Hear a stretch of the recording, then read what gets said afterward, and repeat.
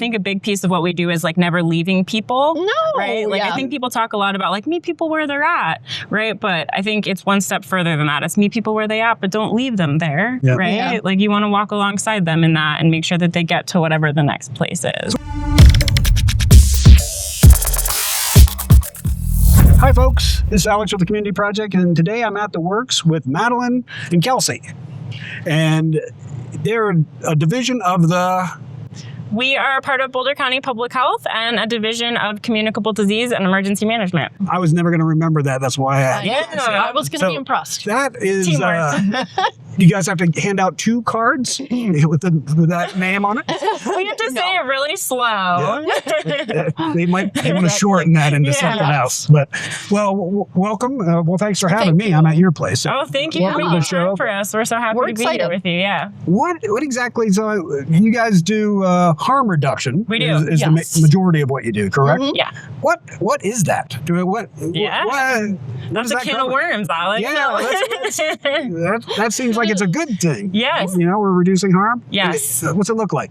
Exactly. So I'll start out with maybe a broader vision of it, and maybe you can narrow it down a little bit from there. So harm reduction is really the concept that as human beings, we all engage in behaviors that pose a risk to our safety and well-being. Yeah. So there are things that all of us can implement in our daily lives, like wearing seatbelts, wearing sunscreen, utilizing vaccination programs, right? These are all ways we can reduce our harms. And many public health programs really do a good job of embodying a lot of these harm reduction principles, right?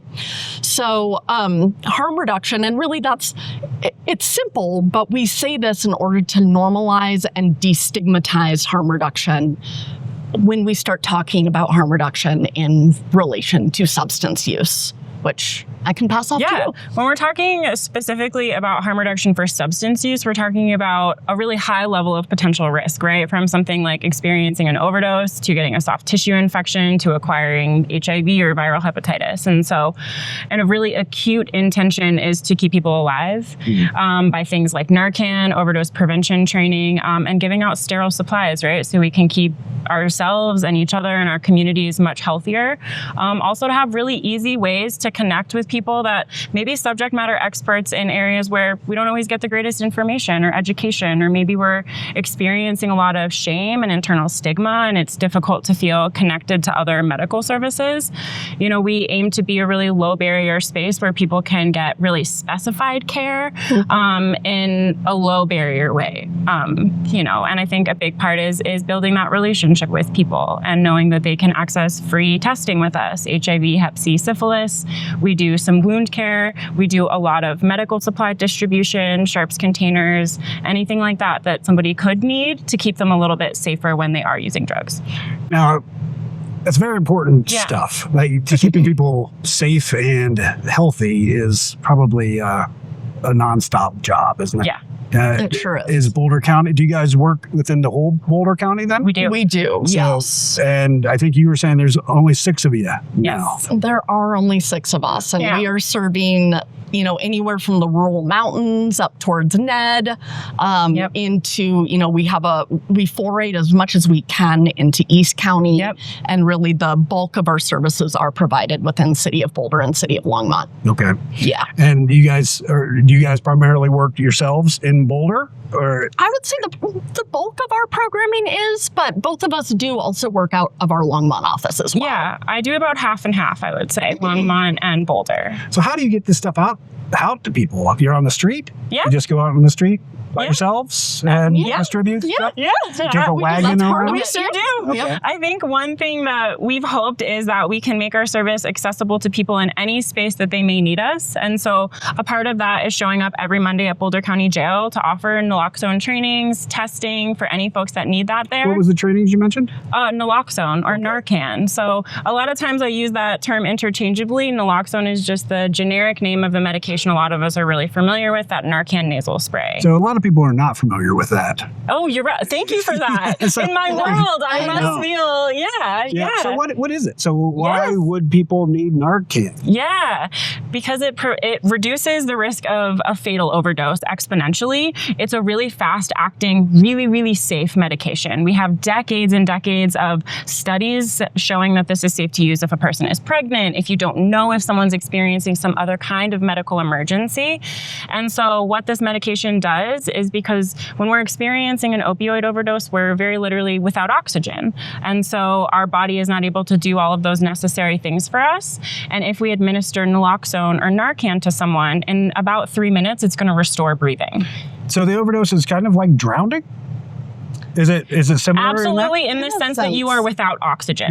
Yeah. So opioids are a central nervous system depressant. And so when we kind of categorize substances in a way where we're looking at physiologically what are they doing within the body, opioids are going to slow down breathing, slow down heart rate. They're going to create a sense of relaxation and euphoria.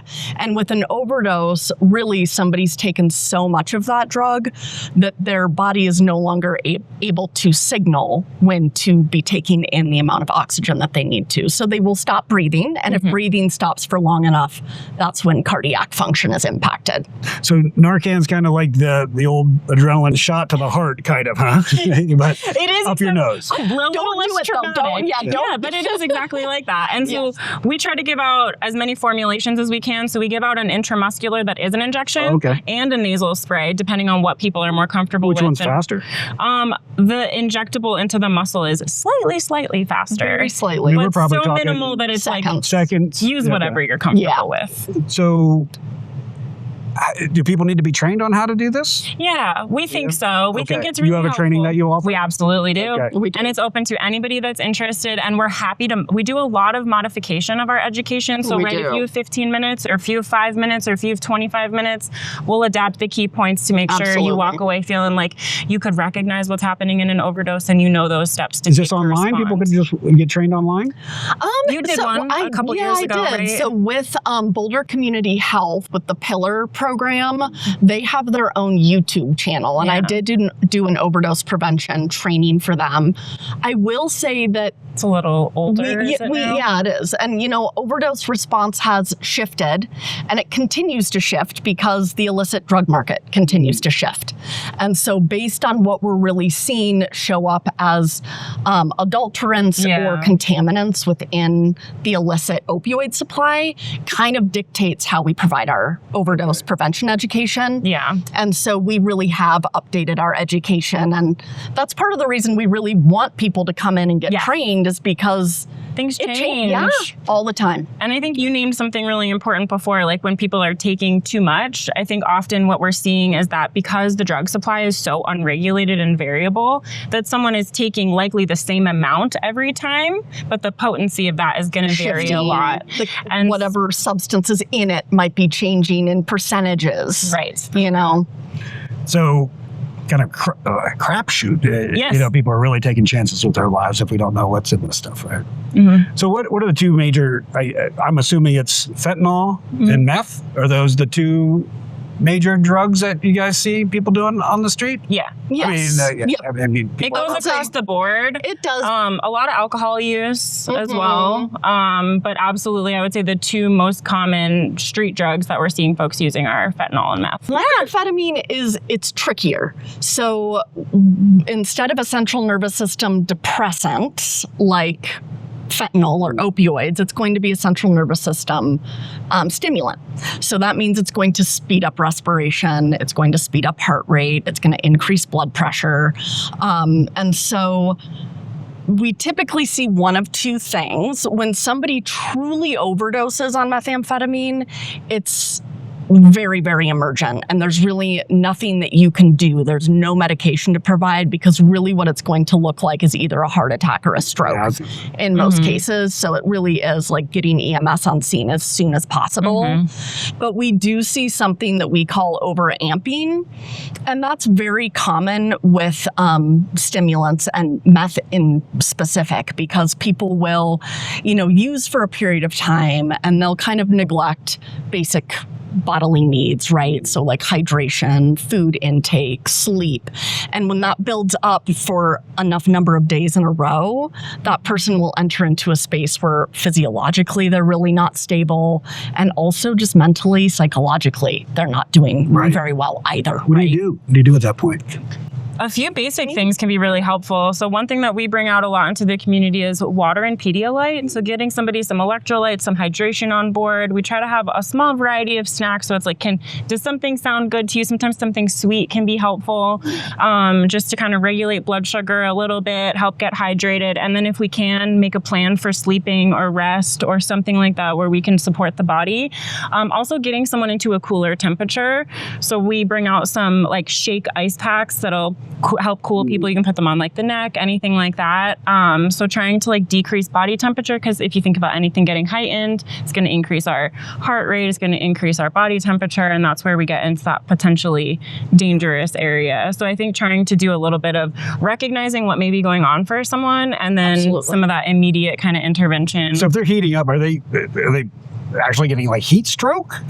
Is that because they're dehydrated and they're just kind of keep pushing it? So and then they're outside in the elements maybe a lot. And I think, with any substance use, sometimes we're less aware until it's later on what's going on physiologically, right? Like maybe I'm not realizing how exhausted or how thirsty that I was until it's a little bit more of a dangerous. You mentioned alcohol too as one of the main drugs. What do you guys do for that? Is there anything that we can... Our program speaks pretty specifically to drugs that are smoked, snorted, and injected. Okay. So that doesn't mean that we don't care about or provide support for folks who are using alcohol, but a lot of the supplies that we carry are a bit more focused towards like methamphetamine or fentanyl use. With that being said, I think a lot of things that Kelsey just mentioned can be really helpful for people when they are experiencing alcohol use disorder. They're getting dehydrated and all that Exactly. stuff. Exactly. But I think a lot of that too is just educating people on like alcohol withdrawal can be fatal. And so when we talk about, like opioid use and methamphetamine use, a lot of that, most of the time that's not going to be a life or death scenario, as horribly awful as it is to work through it. And so I think that's one thing we really try to focus on with folks is like, how are you feeling? Have you been through this before? Like, what are some indicators that from past experiences that you could, need some medical intervention, and just keeping an eye on when medical professionals should be called in. Do you guys have to administer Narcan often? Have you ever had to do it? Not at work. Okay. No. Nope. So there have been a couple incidents on street outreach. Where we have had folks who have been, understandably very panicked, letting us know somebody's overdosing. And when we've gone and we've assessed the situation, it's clear that while that person might be struggling a bit, they are not in need of Narcan or naloxone. And so I think one important thing to know is that administering naloxone when somebody's not experiencing an overdose, if they're just like really high or you can't wake them up, but you can tell that they're still breathing fine, that's not when we want to be administering naloxone. Is it dangerous? Do you administer that? No, it wouldn't be dangerous, but what you have to understand is when somebody has a physiological dependence on an opioid, what naloxone does is it goes into our body and it kicks the opioids off of our opioid receptors that we all have, and it kind of hangs tight in those receptors and doesn't allow them to reattach. And that's going to push somebody right into withdrawal. So if they're accustomed to having that on board, we really don't want to make them super sick if we can avoid it. Right. What do you do? What do you do then? Do you get them into treatment? If that's what somebody wants, I think a big focus on what we try to do is like, this is about you. This is participant-led is what we call it, right? But it's about being person-centered. It's about allowing people to have that autonomy to decide what is best for themselves and when it is best for them, right? So the way that I think about it a lot is I'm here to walk alongside someone in whatever that path looks like for them. And if it's entering into, a sober living community or an inpatient rehab or some type of intensive outpatient, or it's just, I want to go to Recovery Cafe or a free meeting or something like that. We want to be here to celebrate all those wins, to support you in any step in that direction. You can help. We can absolutely get help. people into these things? We can't necessarily get people in a sense that we don't have a way to like bypass wait lists or anything like that. But we absolutely are there to spend time with people, looking at places, making calls, making appointments, helping with bus passes to get you there, or arranging with someone else to make sure you can get there. So yes, definitely. And we've built really good relationships with a lot of the recovery services within Boulder County. Yes. So we do know, we know the places that we're sending folks, and we know that they're going to meet compassionate people when they walk through those doors. It's, kind of what you were talking about earlier, and really maintaining that trust that we build with folks. Yeah. From digging around here, it seems like we don't have enough of those facilities. Agreed. Is that what you guys think? We don't. There's a lot of outpatient options. Not a lot of inpatient. And I would say one other challenge that comes right to my mind is that a lot of folks that we're working with have Medicaid. And so you look at the pool of inpatient treatment providers, right? And it's already not quite sufficient for what we have going on for the people that need it. And then you look at the services that take Medicaid, and it's even a smaller pool. And some of those wait lists are pretty long. And you know how it goes, like if I'm ready, I'm ready. Or like I may be dealing with so many things in my life that in 2 weeks, I might not be staying in Longmont anymore. Things might have shifted for me. So I think that piece is really challenging as well, just around that insurance. The insurance piece, literally. It is. I'm not the stereotype people here, but probably people that are on the streets are probably higher risk for doing substances and have less resources to be able to help them get off substances, right? Yeah. So we're seeing our population getting kind of the wrong end of the stick on both sides, right? Yes, it's very true. Yeah. It's very true. What would you guys like to see? What would be the solution? Oh, I think there's a lot of things we could do. I think having more diversity in the services that we could offer people, like more available housing or some other kind of alternative to shelter stay or additional shelters. We just need more physical places for people to go and to get rest. Yes, and places where people are not banned because of substance use. So safe sheltering. Yes. Yeah. And I think. So do you think someone had brought up having a designated area for people to be able to use safely? Is that a good idea? Supervised consumption it is sites a very all good the way. idea. Absolutely. Love to see that. We would, because a couple of things, right? It keeps drug use off of the streets and out in the communities, which is rightfully so a concern of a lot of people. Also, in supervised consumption sites, there's never been a fatal overdose, right? There's staff there that are there to supervise literally what's going on, take care of people, do that resource navigation in the moment if somebody's wanting it or needing it. And also having access to services like right in that moment, picking up the supplies you need and not getting ticketed, right? People get ticketed just for existing out on the street, for trying to nap on a bench in a park. So I think having a space like that where anyone in the community is welcome, especially people who are using drugs, who may be on the street, who may be experiencing some of these most complex kind of challenges. So yes, we could use that. Seems like it's obviously kind of criminalized poverty in a sense here. I think that is a perfect way to put it. Very accurate. And what happens when your self-esteem's gone and you don't have a job, your family's gone. And there's all these layered stigmas, right? Like people are stigmatized and shamed for using drugs, for being on the street, unhoused, for mental health conditions, for all of these overlapping issues. Just for not taking a shower. Yes. So yes. And I think one thing we talk about a lot in our program is the opposite of addiction isn't sobriety, it's connection. And I think a lot of people are missing that connection to themselves or to community. And I think if we were able to restore that a little bit for people, it would be profoundly healing. Yeah, I don't want to talk too much about this now, but we're trying to work on a coalition of organizations that, we've been working with a bunch of different organizations to try to bring those resources together. Yes. And kind of stop wasting resources on the basic needs element, just so we could get past basic needs. Yep. Like we're barely keeping people alive at this point, and we can't really get past that to help people thrive. Yeah. Like, We stay in that acute space. And just, really, just putting Band-Aids on Yes. everything. we're not keeping people alive. Like the number of people that are dying Oh that my are a part of gosh. our program. In every April, year. we had, I think, 8 people pass people away, pass away in a from couple of weeks. And just it was a and it very was Boulder short County or Boulder proper? city of Boulder. City of Boulder? Yeah, Boulder proper. Wow. That's So- too many. It's way One's too, one's too one many. is too many. Agreed But- completely. But when you Yeah. see something like that, it is. Is it? I've heard through things like there's batches of drugs that come in and they're different. Yes. Right. And some are. It's that differing That's accurate. potency, right? Yeah. Like we were talking about earlier, and it can hit, and a lot of times it comes and it goes really quickly.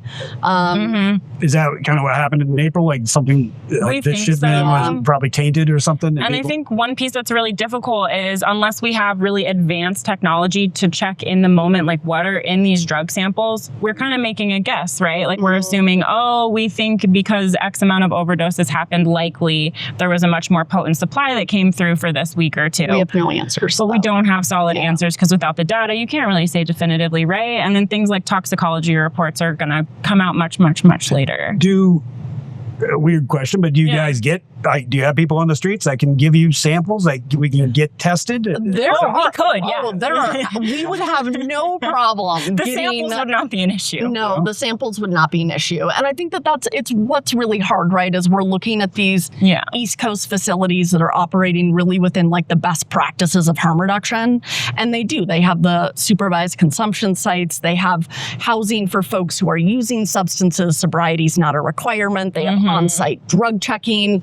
So they can test the drugs that you bring in? Yep. Yep. On and the then East you- Coast? Yep. Mhm. In New York City, they have Yep. several programs operating pretty close together. And so that's like in the moment, you get to find out what's in And your then you drug, can and then you go can use it. decide. Yeah. Yeah. Seems logical. It does seem logical, It doesn't does, it? right? Like we all, and I love this example that you bring up a lot. Like we all do this when we go out to the bar and we drink, right? Like what the product that's in front of us has been vetted. It's and regulated. we know You know what to expect. and it's, And I think it's unfortunate when we're talking about the overdose epidemic a lot is we're putting a lot of onus on individual people when really it's kind of a systems and policy failure in ways. When we look at, the iron law of prohibition, for example, the harsher the enforcement, the harder the drugs are going to be. That's just the way that it goes. Well, people, it makes the drugs more expensive, and people start doing shady things to those things to make them go longer, and it's And then you domino you effect. tweak Yep. something so that, as heroin got scheduled, we saw illicit fentanyl come out because it wasn't scheduled like heroin was. So it could be, under law enforcement's radar. But it presented a lot of dangers for people that they didn't consent to or choose, right? But maybe if you're someone that's been managing chronic pain and you've been using heroin for a long time because you no longer can get your oxy from your doctor and you don't have a good pain management clinic, you're going to use something like fentanyl now instead. And that wasn't a scenario you wanted to be in, but you don't have a choice. a lot of people, fentanyl's for pain management, then people use meth to stay awake at night so their stuff doesn't get stolen, I hear. Is that what you... There is a cycle for absolutely. sure. I think not all of the folks, but there's a lot of the folks I speak to do have kind of a preference one way or another. They'll use multiple substances, but there might be one substance that they're a bit more reliant on from a day-to-day basis. Yeah. But absolutely methamphetamine in specific is really, really critical to just survival on the streets a lot of times. How so? What is your take on why you say that's a big statement. That is a big statement. Okay, we both stand behind it though. Meth is critical to survive. It is. Okay. Because I've never heard anyone say really? that. Yeah. Well, and particularly in the winters here, right? Yes. I mean, we're It's gonna talking increase about your body temperature. incredibly cold winters. A lot of people who have been banned from shelters or there's no space for them at shelters. They want to stay awake at night. A lot of people who don't move even feel around. safe at the shelters because things have happened to them there. I think as well, like meth, it increases our body temperature. It decreases appetite. So if you don't know where you're going to eat, if you don't have a safe place to sleep, we're seeing this a lot in the city of Longmont, people being ticketed just for sitting on a bench, being in a park. So I think being awake, moving around, something that we talk about a lot with folks is, getting your stuff stolen on a daily basis. So I think people staying awake to, keep guard of their things. So I think there's also meth is relatively inexpensive. So of anything that a person could buy to help themselves make it through this kind of crisis that you're constantly living in, it might be a little bit of an easier solution in some ways. How addictive, how hard is it to get off meth, I guess? Is it It's a tricky one? It's challenging. It's really tricky. I think all substance use plays on our dopamine receptors, right? And on our reward systems in our brain in general. And I think methamphetamine in specific gives us so much dopamine that if someone's using that for a length of time, the lack of dopamine in the body just to get anything done in the day, like this overwhelming depression, is so oppressive for people when they're trying to stop using meth. So the physical withdrawal isn't quite as bad as I think the physiological things people experience. It can absolutely get better. It will get better, but it's really hard. It's a long process. Is it long? It can be. It depends. They say up to 2 years sometimes for people to replenish dopamine receptors and have that system of their body regulate a bit more. And that's a really, really long time for folks to be experiencing anhedonia and just absolutely no pleasure in the things that used to bring them joy. And especially if you don't know what that is. Exactly. Like if you don't know what's happening to you, it's hard to know, like, oh, this can change. Oh, this is what has happened in my brain and that's why I feel this way, And during that time, I mean, people will typically still have to find a job, go to work, and take care of themselves. And that's a lot to expect. Probably, for someone that might be just coming off the streets for a 3-year stint or whatever. And I think as do we have supports for that? There are not great supports for methamphetamine use disorder, in my opinion. No. I think there are some places that are a little bit more pioneering here. Like we send a lot of folks to Porchlight Health. It's an outpatient clinic, so they're lovely. They're amazing at what they do. But as far as like really being able to get somebody into a situation where they're most likely to succeed and thrive, we know inpatient's going to be much more successful. Do you think they would need to be there for 2 years or at a program? It so depends on the person and their support system. And their length of time that they were using. I think if someone's been, unique physiology. Yes. Dealing with other health things. I think if someone's been on the street for a couple of months and have been using for a couple of months, that's really different than if someone's been using meth for 40 years, right? Like that brain physiology will be different. It really depends on what the disorders that the person actually has. I know like ADHD has, it's a dopamine thing. So if you get dopamine, you have ADHD or... the number of people that self-medicate. Who are like, I was diagnosed as a kid and I haven't had my medication for 20 years, but meth really helps and it doesn't speed me up the way it does other people. Like I can actually sit and focus when I use. So there's a lot of mental health reasons too. So, I mean, could we potentially get people on Adderall and help them wean off meth? Is that like, that's the med they would do, right? Is that something that is... I think, like Madeleine mentioned, places like Porchlight are working toward, like, what do we do for medication for folks that have a methamphetamine use disorder? But it's been very, very slow. I think the attention for methamphetamine use has not been nearly the same as with opioids, likely due to the overdose rates, which makes so much sense. But I think we've kind of left a group of folks to the wayside that could really, really, really utilize some more science and data to support why it's really helpful to get these medications into clinics that provide medication for substance use disorders. Seems like that's what we need to address, right? It's figure out what's going on with the individual and help them get an actual medication. Yeah, I would agree. I think, I think a really big part of it too, though, is that there's a lot of pain, just pain in general, and substances work really, really well for that, right? Short term. Yeah. And one thing that I love to just acknowledge when we talk about harm reduction and substance use, because I feel that the conversation oftentimes really does go towards treatment, and that really should be the goal for most people or all people, is to just recognize that there will be people that never do engage in recovery. They never do get treatment, and they are still their lives are still worthwhile. They still should live in a space that gives them dignity and respect and entitled to their health. Right? Everybody cares about their health, no matter where they are with their substance use journey. Like, people are entitled to that. That's what I love the most about the work we do, is being able to have someone come in and sit and look at them eye to eye and be like, you matter. Yeah. Like wherever you're at, wherever you end up, you're a beautiful person. Yeah. That's amazing. Yeah. Thank you guys for doing that, because they deserve it. Agreed. They need, And unfortunately, they deserve more than 6 of you wonderful people out there doing it for the whole county. That's an astoundingly low number for the need that's out there. Yeah. You guys probably know Harold. We love Harold. Yes. We know Harold. Yeah, we just did an interview with Harold. Oh, Harold's amazing.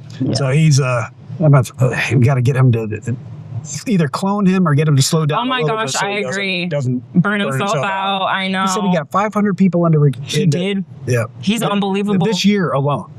That's wild. Isn't that crazy? How is that even possible? I went on street outreach with him once in Lafayette, and he has like 3 phones, and they're always ringing. He's like answering one.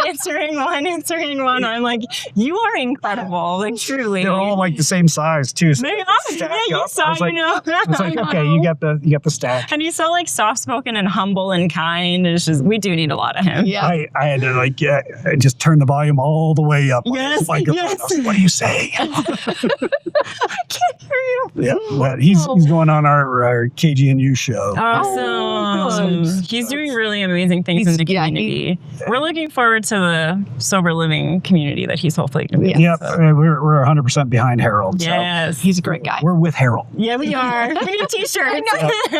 We should get t-shirts. We should. Fun. How do your paths cross with Harold? Because he works under the grant. You guys don't have that. No. The SOR grant, right? Mm-mm. You guys are funded strictly from the county? No, we actually have a really diverse kind of funding stream. So historically, when you're looking at harm reduction programs, we've had a very, very, very hard time getting any federal funding until 2021. So typically, we have applied for a lot of state grants. Okay. So a lot of this is like HIV prevention money, that kind of stuff, because that's a big part of the work that we do. And so we have a lot of state-funded grants. And so we work really closely with CDPHE. Now, what is CDPHE? I'm sorry. That is a lot of letters. I felt like I was on Sesame Street for a minute, and that's going to come together to a word, and it didn't. It did not. That is our state health department here in Colorado. So that is the Colorado Department of Public Health and Environment. All right. Yeah. That is a lot. Okay. Yeah. And there's so many acronyms when I talk to people. There's so many acronyms. And then you say them really fast. If you don't enunciate, it's like, huh? Yeah. So you guys, you're federally funded a little bit now? Is that? Do we have any federal funding? A tiny, tiny bit? I mean, has it been taken away? I feel like what happens is CDPHE gets federal funds, and then we get funds from CDPHE. Yeah, so if it's their federal fund, it is. So if their funding gets compromised, then ours likely will. You guys know that bill passed the Senate today. Yes. Yeah. With Medicaid, the Medicaid. Yeah. And So we are are back one more time, apparently, and then it would be very, very, very horrifying. Not what the people in our country who really need a lot are. A lot of people would be without insurance. And I think in a landscape where you already see so many people that are not connected to the care that they need and deserve, it's a really scary thought to think potentially a lot more people will be without. And honestly, one thing we've seen a lot is the syphilis rates have gone up quite a bit. Yeah. Nationwide, but here in the state of Colorado and Boulder County too. And so it makes you think about things like, places like Planned Parenthood or Boulder Valley Health Center lose their Medicaid funding. What will that mean? What does that mean for sexually transmitted infections? And we do a lot of work with HIV, hepatitis C, and syphilis. And syphilis right now we have the highest positivity rate of all 3 of those infections. Mm-hmm. In the country right now? No, all the testing that we do. So right now we're at about an 11% positivity rate. So of all the tests we run, about 11% are coming back reactive. What? That is extremely high, isn't it? Yes. It is. Especially considering syphilis rates for a very long time were incredibly low. Yep. Yeah. So it is. It's just there's so many complex things that are happening. I honestly think about that as like a 1940s. Yes, a lot of people do. A lot of people do. We talk about that. We give this really awesome presentation. Yes. You always say this. We give this really amazing jail presentation that's basically like an STI and harm reduction 101. Like, how do you stay safer out in the world when you're using drugs and having sex? And one of the things that you talk about, which I think is like really helpful, is like we haven't talked about syphilis been so long, and I think most people's view of that is like people it's so long ago, people don't get that anymore. It's those pictures of people that have like terrible rashes or deformities or things that have happened because they didn't have treatment for syphilis for so long. But could we possibly be in a space like that again where people can't get treatment for something that is completely curable? Is it oral medications for syphilis? It varies. Yes. Okay. So it can also be a 3-shot series, like an intramuscular antibiotic shot. Like rabies. So, yeah. Rabies, the stakes are a little lower. Yeah, I was going to say rabies does feel worse. I can draw the similarities to that. It's true though. That's probably a painful shot though, isn't it? Oh, I'm sure it is. I've never had it myself, but I'm sure it doesn't sound one of those big needles. Yeah, it goes right in the butt. Yeah, not fun. Not fun. Yep. Well, 3 shots is better than what's going to happen. So Exactly. And it is. And that's really the big thing we focus on is like, this is curable, so let's get you tested. Right? We're here to help take care of you along the way. Yep. I think a big piece of what we do is like never leaving people. No. Right? Like I think people talk a lot about like meet people where they're at. Right? But I think it's one step further than that. It's meet people where they at, but don't leave them there. Yep. Right? Yeah. Like you want to walk alongside them in that and make sure that they get to whatever the next place is. So what happens if you find someone they have syphilis? What do you do next? Do you get them? Can you go to you have treatment centers that you get them into? Yes. Yeah. So Planned Parenthood and Boulder Valley Health Center are actually 2 resources that we love here in Boulder that we don't want to lose. And Beacon Center for Infectious Disease here in Boulder, we've worked with them a long time. They provide pretty much all of the treatment in our area for HIV and hepatitis C. They do a great job with that. And they're also a resource for syphilis. City of Longmont and East County is a little bit trickier with syphilis treatment management, but that's where our friends at CDPHE come in handy. They actually have disease investigative specialists who are mobile. So they will come with all of the equipment that's needed. They'll get people treated. And they recently started a field delivered therapy program too.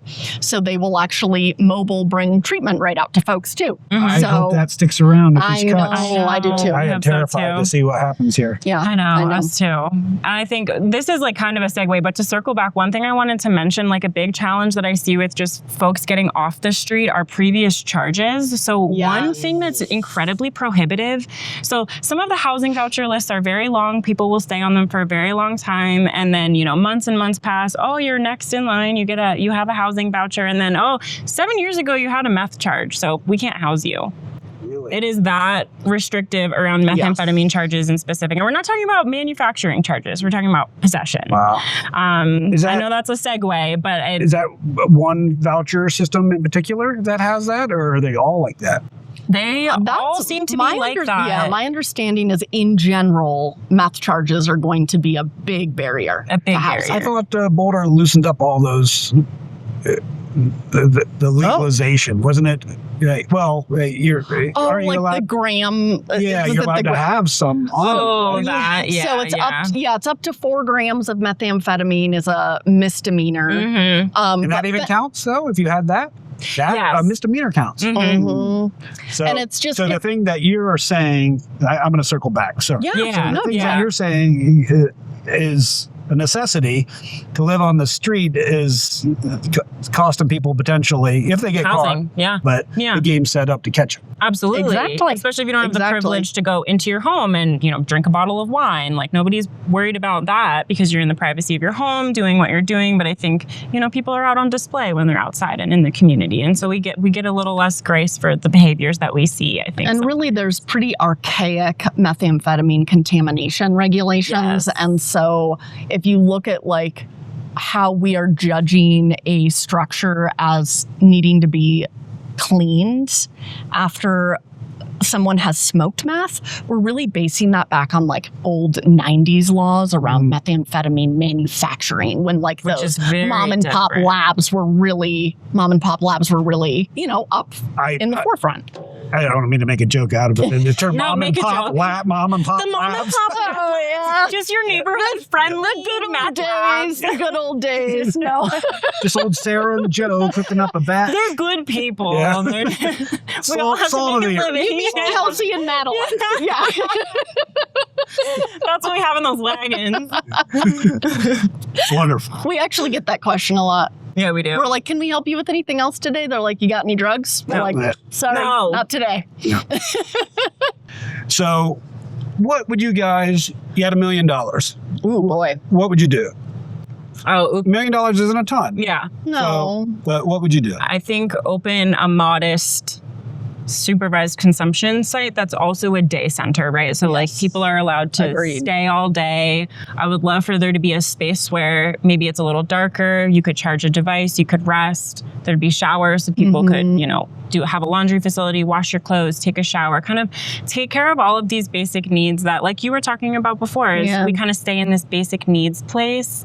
And I think trying to have a one-stop shop for people where it's like, take care of those here. Yeah, do your laundry. Yeah. Like make yourself a cup of noodle soup. Yeah, You know? pick up the supplies you need. Get an HIV test if it's been 6 months. Chat with a provider about what's up and what you could use some support with. So a bunch of next. services would be there. A bunch of services would be there, but I think the most beautiful thing about that is community would be there. Yeah. It would, and that I think is what we need really bad. That's what I'm learning from a lot of the folks with housing. Like, they lose a community, Yeah. and there's a lot of rules around it, bringing the community in, You and can't bring people. Yep. which makes sense in a lot of ways. It does. But if there was a place that people could be safe, have their and have their community, I think Wouldn't that be great? I know. And like none of us have to do that. And I think that that's what's hard for me is when we put these expectations on folks where it's like, you can't bring people back to your house. But we don't, like, we're not living that same rule. And that seems really unjust to me. And when you've no experienced... one's paying your rent, though. That's true. Right? There are some requirements. That's true. Absolutely. That does make sense. There's very few requirements that I'm finding, because I'm kind of an advocate for let's put the onus on the individual to make some changes. Absolutely. We're paying your rent. Accountability. Let's go to some programs. Yeah. Let's get you back into. Let's build a new community. Yeah. Yeah. And I don't want to take you. I think stripping away the old community is probably a bad idea. Yeah. And cruel in a certain sense, but helping people maybe. Getting them the tools they need to help their community. Yes. And show them that it's successful instead of isolating them in a house and then with no wraparound services, which is kind of happening, it seems, from what I can tell. Yes. I'd say that's the feedback we're getting as I think well. so too. And I think there's quite an adjustment period for people going from living on the street to living in a home. Like I know sometimes mental health issues can become more exacerbated once we're back inside, and that can be really jarring for people. And in my experience, it's a lot of compassion. The reason people are maybe breaking some rules, inviting people back to their house. When you've experienced the difficulty of being on the street, I think it's really easy to be like, I have a place now, like come stay at my I would place. do it. Which doesn't make it I would be building okay. bunk beds. Yes, I know, right? But maybe if we had an additional space, like in Denver where they opened those kind of, they were self-regulating. They were kind of like little tent cities that had its established bathrooms and garbage services. And it was kind of maintained by the folks that were staying there. And maybe this is like a great sanctioned option. encampment, you know, like just a space where people can have be. a day center. Yep. Maybe you wouldn't see as many people going back into apartments that weren't So theirs. we'd buy some tents with our $1 million. We would buy some tent. We would have a lot next to our supervised consumption site day resource center. Exactly. Camping, you'd make a campground. Yeah. Yes. Have a center and a campground. Yeah. That's good. That's what we need. It seems like $1 million Wouldn't quite do that. might not get us the whole way there, but I thought I'd really reach though. well, if you got coupons, you gotta, We'll do some crowdsourcing. We'll make it 1.5 somehow. We had talked about doing a drag show benefit, We did. oh, you know, A bake sale, car wash, anything whatever. we can. You know. okay. So everyone I talked to, I'll just spill the beans and said the exact same thing that you guys just said. Really? Yep, I'm saying the same thing. We're all saying the same thing. That's what we need. We need a place where all the people can come and get all the services. Yeah. They can rest. They do. They can get their clothes and their food, and they can get off the streets. Yes. And be safe. Yes. So Yes. I think we got to work towards that. Huh? You know, like that's To be what all of us want is to just be in a space where we feel loved and appreciated. I agree. I think if I boil down like what I do truly to its simplest form, it's loving people. That's what we do at work every day. That's what we come to do, you know, and it's the most important thing. It's probably not tiring. No. Never. No, have an infinite amount of that. Yeah, that's good. Yeah. That is good. Anything you want anyone to know about anything? This is your opportunity. We don't want to know what you want. Maybe what you want for Christmas. What do I want people to know? So many things. How do I pick one? You look into that camera there. I think if there was one thing I would want people to know, it's that truly everyone is doing their best. And I think that sometimes we can't really fathom the difficulty that people have experienced in this life, and that truly people do the best with the resources that we give them. And so I think the more resources we can give folks, the healthier our community will be. And there's a lot of really, really dedicated people in this community that want to lift others up. I can attest to that. Yeah. I can attest to that. It's beautiful. What would you like people to know? Yeah. I think I go back to one of our harm reduction principles of, everyone's an expert in their own lives. And I think that a lot of the systems that we've built to mitigate, these really large issues around folks experiencing homelessness and substance use and mental health, they're being developed by people from the upper ends of society that really, they haven't experienced these things. They're not the experts. And I think that the folks that we work with deserve to be given that respect, to bring them into these conversations, to ask them what they need. Peer-informed treatment. Yes. Yes. Exactly. Yep. And peer-led. Yeah. Yeah. Does that throw all of us out? No, not us. Have you guys ever been on the street? No, not on the street, but have struggled with substance use. I come from a family of a lot of substance use, Okay. yes, and poverty. And my aunt lived on the street here in Boulder, Here in actually, Boulder, for yeah. over a decade. So that and qualifies incarceration you for and peer support.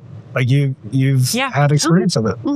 And I think that that's kind of, for me, and I think for a lot of people on our team, not to speak for you, but I think for you as well, like that's what the heart of the work is. I think that's where the capacity comes from so much, is I absolutely cannot understand some of that worst suffering of being on the street, of those pieces, but I can understand shame, and I can understand structural barriers and having to overcome insurmountable feeling odds. And so I think that that's a power in a way. And being in so much pain that you are relying on a substance. Just to make it, just to continue to exist. Yes. Well, I am grateful that you guys are out there, spreading love around. Thank you. Us too. And harm reduction. Absolutely. One and the same, really, you know? Yep. And thank you for the time and meeting with us and chatting with us today. We really appreciate it. We'll come back around. Yeah. Okay. That sounds good. We're making our rounds. All right. Was fun. This was good. This was awesome. How can people help you before we sign off here? What, as a government agency, can you accept donations? We can accept supply donations. So in-kind donations? We can. So we have had some funding cuts. I think if there were any, basic needs supplies that folks felt compelled and able to donate to us, we would happily take them. You do hygiene stuff too? We do hygiene. So toothbrushes, toothpaste. You guys have an Amazon wish list?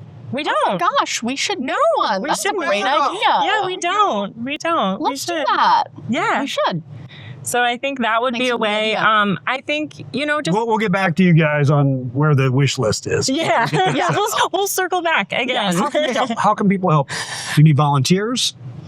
Do you guys deal with volunteers? We haven't previously, but we have been chatting about it quite a bit in this kind of ever-evolving landscape. We're thinking, we need to be a bit more creative. We could likely utilize some volunteers. So we have actually been exploring that. We have. Yeah, if you're into more like boring, putting kits together and just kind of sitting in a room. Or meditative. It's how you frame it. That is not how you frame it. I was going to say it is a meditative experience. It's a social experience. You can watch a movie. You can put a movie on. You can make our wound care kits, our syringe pit.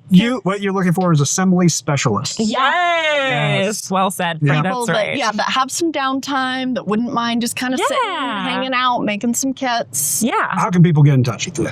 If they want to volunteer. We can share either of our emails and our phone number as well. We welcome anyone to reach out. Okay, guys, look in the description. They're all down there.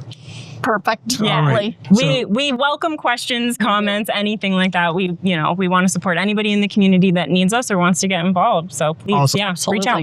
I think you guys might need help soon. Yeah. Unfortunately. I think at the end of the day, we all need each other anyway. And I think in the current landscape, we need each other more, and we kind of need to band together more. So it might have that effect, and it might be a good thing. I hope so. I think so. I see it moving in that direction. You got to look for the helpers. Positive. That's what I've been thinking a lot. And I think you see it more then. And now it's like every day when I'm going about my life and working, I'm like, man, what amazing, wonderful people that are helping in the world and trying to do all these good things. And there's a lot of power in that. Yeah. So hopefully we can get them all together under one umbrella and one big, beautiful space. amazing. Thank you guys again. Thank you so much. Thank you. Thank you for watching. Sorry. Thank you. Sorry if I said anything offensive.